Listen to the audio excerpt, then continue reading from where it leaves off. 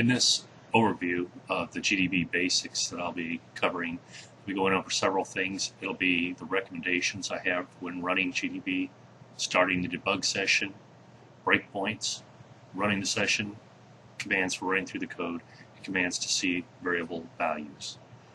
Now, one of the first recommendations I have is in gedit is getting rid of this terminal window at the bottom of gedit. The file I'll be using for this example is going to be copy.c. That was my PSET 5 last year. It's currently your PSET 4 for the year 2015. This is a file given to us by Harvard, so it's not in violation of anything. When running this, another recommendation is I'm going to have at least 2 terminal windows open. Sometimes it's more convenient to have even more, but this will keep things organized and easy to see. In one of the terminal windows, I'll be running make to get a compiled copy of the program so that we can run GDB on it. And normally to run the program, we'd have our commands period / the file name and then the command line arguments. It'll be slightly different, more different with GDB. So we'll get started on with more of this overview.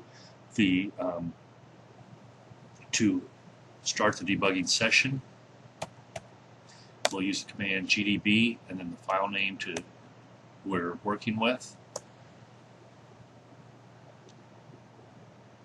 The next thing I'll do is set at least one breakpoint, and I'll be covering more on this later.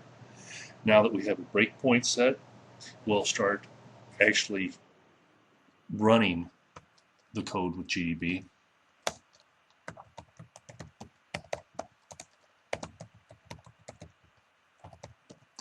Now, in this case, we're just using R for run and then the command lines. We've already included the file name up here as opposed to normally running the code.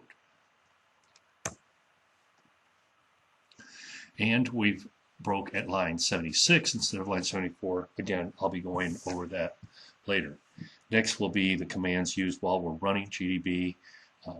Those commands will be 3 of them. N for next takes us to the next executable line of code. There's C to continue, and what it'll do is run the code until the next breakpoint. I'm in a loop now, so that's why we keep ending up back on line 76. And then there's going to be S for step. That's used for stepping into functions or stepping into another file if it's called.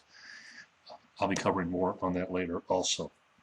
We sometimes like to see the value of variables, which really helps with debugging naturally. So in this case, I just have J is 3, and then as I do continue, well, in this case, I have exited the code. So that's basically it for the overview. In the next video, I'll be getting into more detail, and that's it for now.